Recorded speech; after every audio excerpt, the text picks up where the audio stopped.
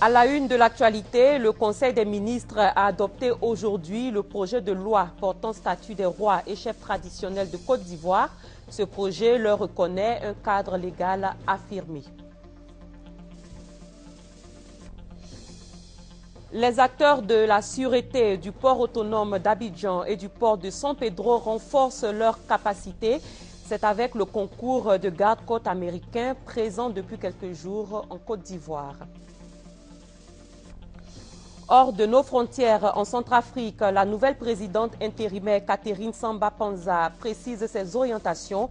Elle réitère déjà sa volonté de mener une politique d'écoute et de réconciliation pour le pays. Bonsoir et bienvenue dans votre journal. Ils sont les garants de notre tradition et assurent la pérennité de nos us et coutumes. Désormais, les chefs et rois traditionnels de Côte d'Ivoire vont être reconnus par la loi.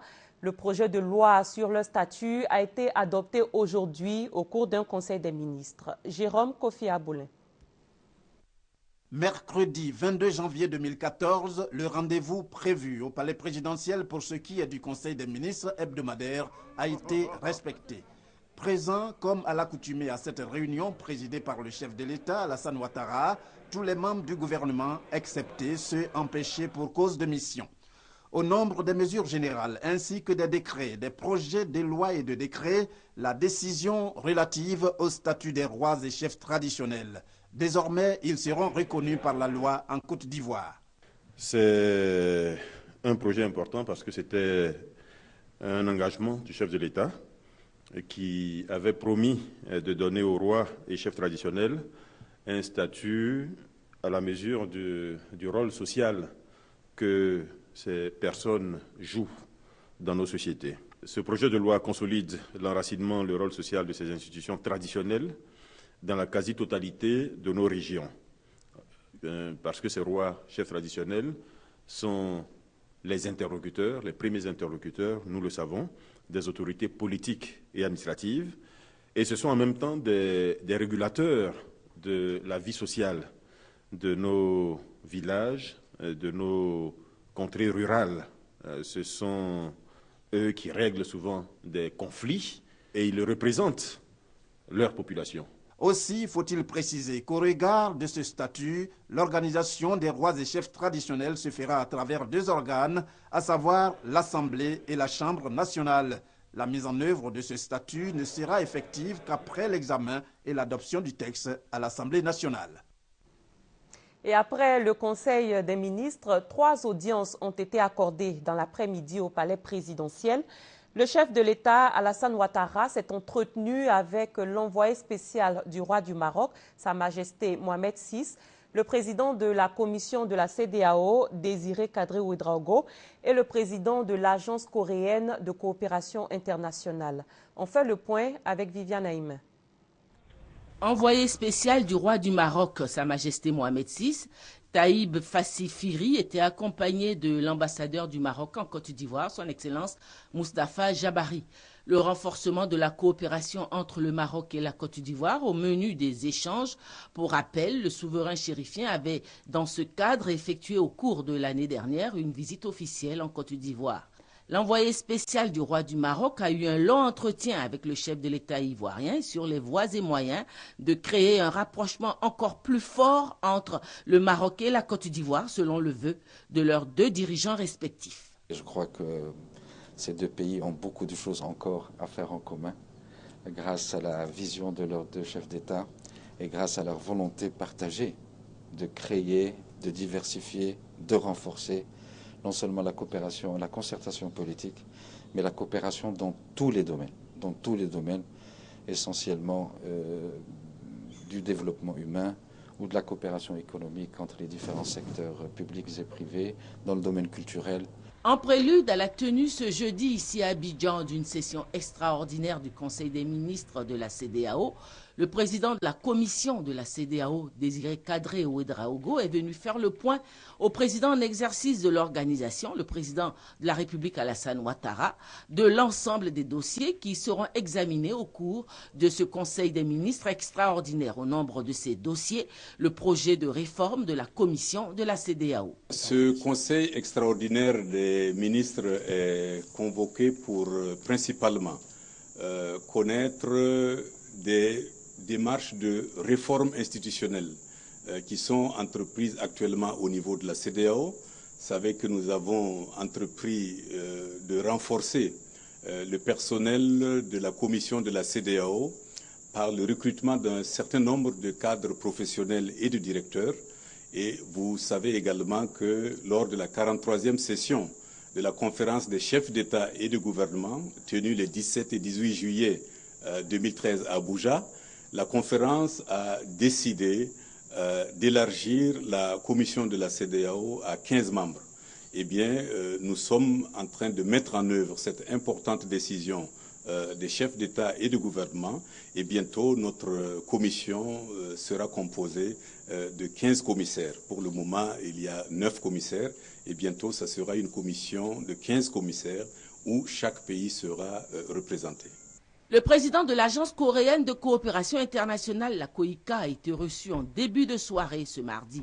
Kim Yang-mok s'est entretenu avec le président de la République des nombreuses opportunités qu'offre la COICA, l'Agence coréenne de coopération, notamment dans les domaines de la construction d'infrastructures routières, de la production d'électricité à moindre coût, de la formation professionnelle dans le domaine médical, etc. Autant d'opportunités dont la Côte d'Ivoire pourrait bénéficier dans le cadre de sa coopération avec la Corée. Nous avons complètement un accord de renforcer notre coopération et j'ai promis au ministre d'État, au président de la République, de commencer notre projet d'assister le peuple ivoirien. Le Premier ministre Daniel Cablon-Duncan était, lui, en visite aujourd'hui sur le chantier de l'hôtel Sofitel d'Abidjan. C'était une façon pour le chef du gouvernement ivoirien de s'assurer des bonnes avancées des travaux de ce lieu où se tiendra le 29 janvier prochain le forum Investir en Côte d'Ivoire. Alexis Ouedraogo. L'événement de ce début de l'an 2014, le forum Investir en Côte d'Ivoire. Il ouvre ses portes le 29 janvier prochain à Abidjan. En attendant, le chef du gouvernement s'assure que tout est fin prêt. Ce mercredi, aux côtés du ministre Patrick Hachi et du directeur général du Centre de promotion de l'investissement en Côte d'Ivoire, il était au Sofitel d'Abidjan pour se rendre compte de la bonne avancée des travaux sur le site. C'est ce lieu qui doit abriter le forum. Ce que je note, c'est donc l'intérêt fort pour la Côte d'Ivoire qui veut devenir émergent, comme chacun sait, en 2020, et qui va avoir une croissance forte. Et vous savez, maintenant, je crois que tout le monde le connaît, à 10%. Donc, ce sera une grande fête, pas seulement au niveau de la Côte d'Ivoire, mais régionale. Donc on a vraiment une série de personnalités de haut niveau qui seront là, tant à l'ouverture et d'autres à la participation donc, des panels qui auront lieu ici. Plusieurs milliers d'investisseurs étrangers sont attendus pour ce rendez-vous. Ils devraient véritablement booster la relance économique de la Côte d'Ivoire. Des gardes-côtes américains sont actuellement dans la capitale économique ivoirienne. Leur objectif, former les acteurs nationaux en charge de la sûreté au port autonome d'Abidjan et de San Pedro. Les explications de Victorine Yaoyoboui. Les navires américains veulent bien desservir les ports ivoiriens, mais à condition que l'espace maritime national devienne plus sûr. Pour répondre à ces normes de sûreté, le ministère des Transports, à travers la Direction générale de l'administration maritime des Camps, a décidé depuis 3 ans de mettre en œuvre ce qu'on appelle le Code international de sûreté des navires et des installations portuaires, en abrégé Code ISPS. C'est un processus mis en place depuis les attentats du 11 septembre 2001 pour éviter que les navires servent à des fins terroristes. Et si vous faites un tour sur le port d'Abidjan ici aujourd'hui, vous allez vous rendre compte de beaucoup d'améliorations qui ont été apportées au niveau du port autonome d'Abidjan. À l'époque, n'importe qui entrait.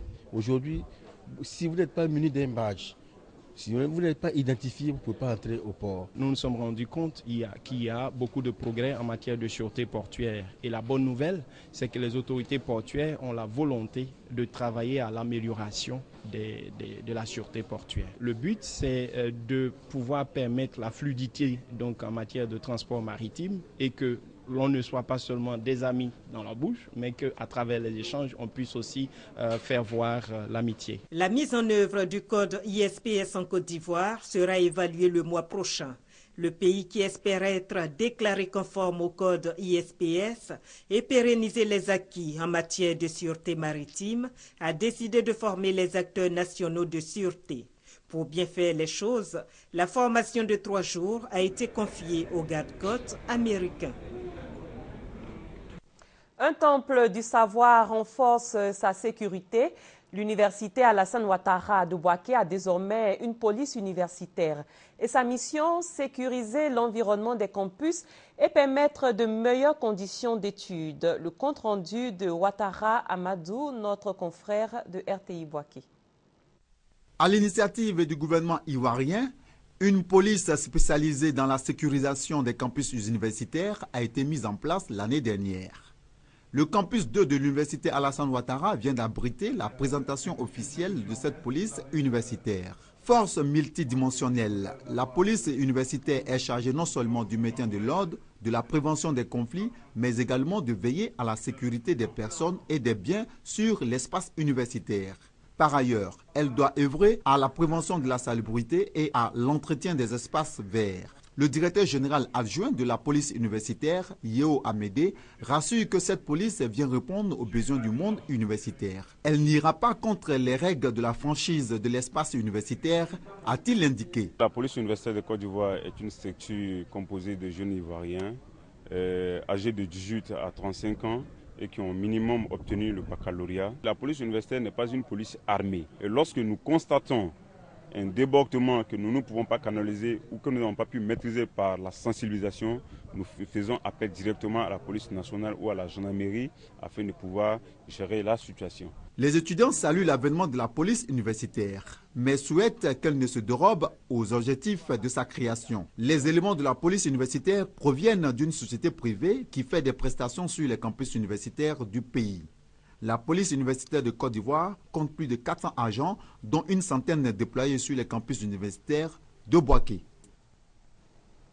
Les grossesses en milieu scolaire ont été évoquées dans une pièce de théâtre montée et jouée par les acteurs du système éducatif de la ville de Touba. La représentation théâtrale intitulée « La saison des oranges » s'est faite en présence de la ministre de l'Éducation nationale et de l'enseignement technique, Kandia Camara. La saison des oranges, c'est l'intitulé d'une pièce de théâtre montée et jouée par les acteurs du système éducatif de la ville de Touba. L'objectif de la pièce aux accents comiques est de dénoncer la tare sociale que constituent les grossesses en milieu scolaire. Pour la petite histoire, une jeune écolière vendeuse d'oranges à ses moments perdus est poussée dans les bras d'un enseignant par sa tante. Ce dernier, après avoir abusé d'elle, l'abandonne à son propre sort. Rejetée par sa famille, elle crie son désarroi face au comportement indélicat de son éducateur. Au terme de cette représentation théâtrale, la ministre de l'Éducation nationale, qui était au nombre des spectateurs, a promis d'être inflexible et intransigeante face aux cas de grossesse en milieu scolaire perpétrés par des membres du système éducatif. Au dire de Kandia Camara, une campagne de sensibilisation sur ce phénomène va être bientôt initiée à travers la représentation de la pièce « La saison des oranges » dans certaines régions de la Côte d'Ivoire. Après 48 heures de protestation, les commerçants du marché de Trècheville ont finalement échangé hier avec le maire de la commune, François Amicha. Une rencontre qui a permis à ces commerçants d'exposer leurs difficultés et de trouver une solution à leurs préoccupations. 8 heures après le mouvement de protestation des commerçants du grand marché de Trècheville, l'heure est à la décrispation des tensions. Le premier magistrat rencontre les commerçants. Au menu, les raisons de la grève et les potentielles solutions. Pour rappel, les commerçants de ce marché entre autres revendications, veulent désormais être propriétaires de leur box et exigent la cessation des activités du gérant actuel dont la gestion est jugée opaque et auprès de qui il loue des magasins depuis plusieurs années. Des préoccupations auxquelles François Amici a dit accorder de l'intérêt. Il y a des choses que vous avez déjà obtenues, il y a d'autres qui restent à obtenir. Nous allons voir ça ensemble. Alors Madame la Présidente, Madame et Messieurs les porte-paroles, ensemble, vous allez trouver les solutions que nous allons les proposer au gouvernement. Des solutions, mais aussi des réactions après la rencontre. Si on avait eu gain de cause, on n'en serait pas là aujourd'hui. On va ouvrir le marché, nous allons commencer à travailler. Mais nous n'allons pas payer 5 francs à l'injection. Jusqu'à ce qu'on nous donne des contrats qui disent que c'est la taxe communale qu'on doit payer. Une chose est cependant certaine, un audit de la gestion du marché est prévu, histoire de situer les responsabilités. 5 millions de francs CFA, c'est le montant remis à la ministre de la Solidarité, de la Famille, de la Femme et de l'Enfant, Anne-Désirée Oloto. Et c'est un don de l'Église de la Mission de l'Armée des Vainqueurs, don reçu par la ministre des mains du bishop Cassier César, représentant l'archevêque ghanéen Williams Duncan Nicolas. Et cet argent va servir, selon la ministre Anne Oloto, à contribuer à l'amélioration des conditions de vie des orphelins et enfants issus de milieux défavorisés, accueillis dans les différents centres sociaux et autres structures spécialisées d'aide à l'enfance. Parlons du programme gouvernemental de logements sociaux et économiques. Après Odiéné et Minignan, les villes de Mans et Touba viennent d'être mises en chantier. L'État de Côte d'Ivoire entend réaliser dans ces deux chefs-lieux 436 logements sociaux et économiques. Léon Brou. Réjouissance à Mans, région du Tonkbi. À l'origine, le démarrage effectif du programme des logements sociaux et économiques à travers ces 3 villas témoins dont l'une entièrement équipée. Ce site était un peu éloigné de la ville, donc la population de Mans n'avait pas encore vu ces 2 villas témoins. Et pour ça, en ville, ils nous demandaient chaque fois, est-ce que réellement le projet est arrivé à Mans? Aujourd'hui, on vient de se rendre compte que le projet est effectivement à Mans. Aujourd'hui, il y a plusieurs projets. Il y a d'abord la construction de l'université. Il y a des projets miniers qui arrivent dans la ville. Nous avions un problème de logement. Nous ne pouvons que dire merci. Ce remerciement parce que l'opportunité est désormais offerte à chaque citoyen de bénéficier d'un toit, indiquent les intervenants à la suite du promoteur. Ce dernier doit bâtir pour Mans une cité intégrée de 268 villas avant de s'étendre au département de la région du Tonkbi. Pareil pour le promoteur de la région du Baping qui, lui, a déjà construit 2 maisons sur les 168 à réaliser dans le cadre du programme gouvernemental pour réduire le déficit de logement en Côte d'Ivoire. Aujourd'hui, la politique est développer la région. Donc nous invitons les élus et les fils et les filles du Bafing à venir s'inscrire et à prendre des logements. À Touba comme à Mans, où il a procédé au lancement des chantiers, le ministre en charge de la construction a encore rassuré sur les garanties de succès de l'opération immobilière du gouvernement. Les arguments de Mamadou Sanogo sont entre autres la capacité d'autofinancement des 39 promoteurs choisis et le non-accès par ceux-ci aux apports des souscripteurs avant la construction de leur maison. L'implication des cadres dans le renforcement de la cohésion sociale était au cœur d'un atelier tenu récemment au Centre de recherche et d'action pour la paix. C'est une initiative de l'ONG Search for Common Ground. Franck Quadio. Amener les cadres à s'approprier les méthodes et techniques de l'approche Common Ground, c'est-à-dire la recherche d'un terrain d'entente pour la transformation des conflits. Définir de manière inclusive leur rôle dans le renforcement de la cohésion sociale, mais aussi les préparer à mener des actions de cohésion sociale en faveur des populations, c'est-à-dire des jeunes et des femmes. C'est le défi que veut relever l'ONG Search for Common Ground. Elle organise donc un atelier de formation en vue d'impliquer davantage les cadres des différentes régions dans le renforcement de la cohésion sociale. Les initiateurs de ce projet de transformation sociétale, dénommé J'aime mon pays, entendent accroître la participation des leaders communautaires dans le processus de réconciliation nationale dans les zones les plus affectées par les violences post-électorales, mais aussi renforcer le dialogue national autour de la tolérance et de l'unité dans la diversité. Les participants souhaitent que les initiateurs multiplient ce genre d'activités afin de leur permettre non seulement de renforcer leurs capacités en matière de cohésion sociale, mais aussi de s'approprier les méthodes et techniques de l'approche Common Ground pour la transformation des conflits dans leurs différentes zones.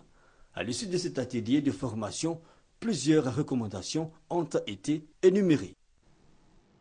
Un mot de politique, le groupement de députés ivoiriens réunis au sein du G25 a rencontré hier des responsables du Parti démocratique de Côte d'Ivoire.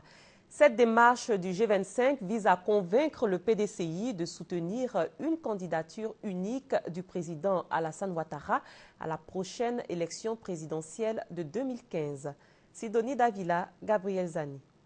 La délégation du G25, conduite par son premier responsable, Frégo Basile, est allée certainement évoquer les raisons de la mise en place de ce mouvement, à savoir susciter la candidature unique du président Alassane Ouattara et en retour obtenir l'adhésion du PDCI RDA. Au sorti de cette entrevue qui a duré plus de 30 minutes et loin des caméras, les deux partis se prononcent. Nous sommes venus au PDCI RDA pour vendre notre idée de la candidature unique. Le PDCI nous a reçus et nous partons satisfaits. La démarche a été appréciée, mais nous disons que spontanément, nous ne pouvons pas donner de réponse adéquate parce que nous avons un chef. Et nous savons que notre chef travaille pour la cohésion donc du RHDP. Une réponse non encore élucidée, certes, mais demeure importante et attendue pour le G25 qui souhaite l'adhésion de tous les partis politiques à ce projet. Pour l'heure, le groupement des députés issus des 4 formations politiques du RHDP et des indépendants continue sa campagne de sensibilisation pour une candidature unique. Et toujours en politique, un mois après son congrès, les responsables de l'UDPCI ont présenté hier les nouvelles instances du parti Arc-en-Ciel. C'était au siège du parti à Angré Djibi2. Gabriel Zani. Réélu récemment à la tête de l'Union pour la démocratie et la paix en Côte d'Ivoire, UDPCI, Albert Mabry Touakeus se prépare déjà aux élections futures. Renouvellement des membres des instances de direction, nouvelles orientations, Mabry Touakeus veut atteindre les objectifs que s'est fixé l'UDPCI à l'issue du 2e congrès ordinaire tenu en décembre dernier à Yamoussoukro. Pour lui, l'heure est au travail. Nous avons des ambitions, ces ambitions doivent être portées par la direction et par les organes que nous mettons en place. Donc nous avons à faire en sorte que les différents organes, la direction, les organes décentralisés, les autres organes centraux, que tout cela fonctionne parfaitement. Donc j'ai eu une première réunion de direction extraordinaire pour donner des conseils, pour appeler au rassemblement, à la cohésion, pour appeler au travail. À la jeunesse et aux femmes, il a demandé de se mobiliser autour du parti. L'avenir du parti dépend de leur engagement. Nos priorités, c'est la mobilisation et la remobilisation des femmes. De faire en sorte que toutes nos nombreuses sympathisantes soient des militantes engagées. La présidente que je suis a besoin de tout le monde. Toutes celles qui m'ont voté, toutes celles qui ne m'ont pas voté, j'ai besoin d'elles parce que nous avons besoin de réussir cette mission ensemble. Les bureaux politiques et exécutifs de l'UDPCI sont composés de 74 membres. C'est à eux que revient la responsabilité de mobiliser les troupes pour la candidature unique du président Alassane Ouattara à la présidentielle de 2015. Et le ministre d'État, ministre du Plan et du Développement, dit avoir atteint ses objectifs pour l'année 2013. C'était à la faveur d'une rencontre avec le personnel de son département, rencontre au cours de laquelle Albert Mabry Touakeus a dressé le bilan de l'année écoulée et dégagé les perspectives de 2014. Hugues Hervé-Blé. À l'heure du bilan, la satisfaction est de mise au ministère d'État, ministère du Plan et du Développement. Le ministre Albert Mabry Touakeus citera parmi bien d'autres exemples d'avancées les ressources financières et techniques dont bénéficie le pays pour la mise en œuvre de projets porteurs. Il a engagé ses collaborateurs à prendre les mesures utiles pour consolider les acquis de 2013. Au nombre des défis à relever figure en bonne place l'achèvement du recensement général de la population et de l'habitat, mais aussi la bonne collaboration entre le système des Nations Unies et le gouvernement sur bon nombre de dossiers, en bonne place celui de l'ONUCI. La question du retrait de l'ONUCI nous interpelle tous. Vous qui travaillez à l'ONUCI et dans les agences, mais également le gouvernement. C'est pour cela, sur le coordonnateur résident, nous pensons que très rapidement, nous devons avoir une séance de travail pour sortir un plan qui verra le gouvernement se doter de moyens pour se préparer donc au retrait des Nations Unies en termes d'opération en Côte d'Ivoire. Pour relever les défis de l'année 2014, le ministère d'État, ministère du Plan et du Développement pourra compter, tout comme à l'ensemble du gouvernement, sur l'appui du système des Nations Unies. Babacar Cissé, son coordonnateur résident, a réitéré l'engagement et la détermination de tout le système à accompagner les efforts du gouvernement en matière de développement humain et de l'émergence de la Côte d'Ivoire. Et concernant l'actualité à l'étranger, la Centrafrique a depuis quelques jours une nouvelle dirigeante. Catherine Samba-Panza, élue présidente intérimaire du pays, a réitéré sa volonté de mener une politique d'écoute et de réconciliation. Sur le terrain, les tensions n'ont pas baissé malgré l'élection d'une nouvelle présidente à la tête de la transition centrafricaine. Devant des militaires français et africains, ces jeunes Banguissois bloquent une route, dénoncent les attaques des anciens rebelles et menacent de représailles. Depuis hier soir jusqu'à ce moment, jusqu'à ce matin, même ils sont venus nous attaquer. Bon, on ne sait pas là où nous allons vivre, on ne sait pas là où nous allons nous asseoir, parce que là c'est notre pays. Nous allons quitter ici pour aller vivre où? Nous sommes devenus chez nous comme les locataires. Cette insécurité que font régner les groupes armés, ex-Séléka et anti-Balaka, est la priorité de la nouvelle présidente. Je veux recevoir ces groupes armés et les écouter. Il y a des attentes. S'ils ont pris les armes, c'est qu'il y a une raison. Donc il faut les écouter, connaître leurs attentes, analyser si c'est réaliste ou pas. Ce qui est faisable sera faisable. Ce qui ne sera pas faisable, eh bien, j'expliquerai que ce n'est pas faisable. Des paroles apaisantes et audibles par tous. La nouvelle dirigeante prône le dialogue et veut profiter du consensus qui entoure son élection, même au sein de l'ancienne rébellion. Elle a notre soutien politique et militaire, je répète, et on vient de coordonner tout de suite nos combattants qui se trouvent dans l'arrière-pays, dans les différentes villes des provinces, ou soit dans les provinces de notre pays, dans nos différentes provinces, de rester calmes, garder leur position. En échange, les ex-rebelles qui ont perdu avec la démission forcée de Michel Djotodia la place de président souhaitent que le poste de Premier ministre revienne à un musulman. Réponse jeudi, après la prestation de serment de la présidente. La conférence de paix Genève 2 autour de la Syrie s'est ouverte ce matin à Montreux, en Suisse. Elle a connu un début difficile. Grandes puissances et négociateurs syriens sont restés campés sur leur position dans un climat très tendu. Et ce premier face-à-face entre le régime syrien et l'opposition a été marqué par une guerre des mots, accusations de trahison et des appels répétés au départ de Bachar al-Assad. Et en Ukraine, des affrontements entre l'opposition et forces de l'ordre ont fait 5 morts. Les manifestants ont promis de passer à l'offensive demain si le président Viktor Yanukovych ne fait pas de concessions. L'Union européenne a pour sa part appelé à un arrêt immédiat des violences. L'actualité en bref dans le monde nous conduit dans un premier temps à Davos. Pour faire face aux manifestations et faire appliquer la loi, le gouvernement thaïlandais a annoncé la mise en place de l'état d'urgence à Bangkok. Cela donne en principe aux autorités la possibilité d'interdire les rassemblements, de détenir des suspects durant 30 jours et de censurer les médias. Des mesures qui n'ont pas l'air d'inquiéter les manifestants qui sont toujours dans la rue et qui ont tenté une nouvelle fois de s'emparer du quartier général de la police. En Libye, à Tripoli, au moins 5 personnes sont mortes et une vingtaine blessées dans les affrontements entre des ex-rebelles et des groupes armés accusés d'être des partisans du régime de Mouammar Kadhafi. Une opération militaire a été lancée à Ouarchfana, un quartier de la capitale, fief des pro-Kadhafi, contre des bandes comprenant des partisans de l'ancien dictateur tué en octobre 2011. Des affrontements similaires se déroulent dans le sud du pays. Selon une étude économique, l'aggravation du fossé entre les revenus des plus riches et des plus pauvres serait le risque principal qu'encourt la planète pour les années à venir. Dans un message du pape François, lu par le cardinal Peter Turkson, lors de la cérémonie d'ouverture du 44e Forum économique mondial de Davos, le souverain pontife a plaidé pour une meilleure distribution de la richesse et la création de sources d'emplois. Il a demandé également que les participants fassent preuve de détermination et de clairvoyance pour lutter contre l'exclusion sociale. Administration et écoles fermées, 2800 vols annulés, l'arrivée du froid polaire avec des accumulations de neige jusqu'à 35 cm touche tout l'est des États-Unis, de la Caroline du Nord jusqu'au sud de la Nouvelle-Angleterre, dans le Maine, le Vermont, la Virginie et New York où la température est descendue à moins 12 degrés Celsius. Des vents allant jusqu'à 80 km/h sont attendus sur la région de Boston.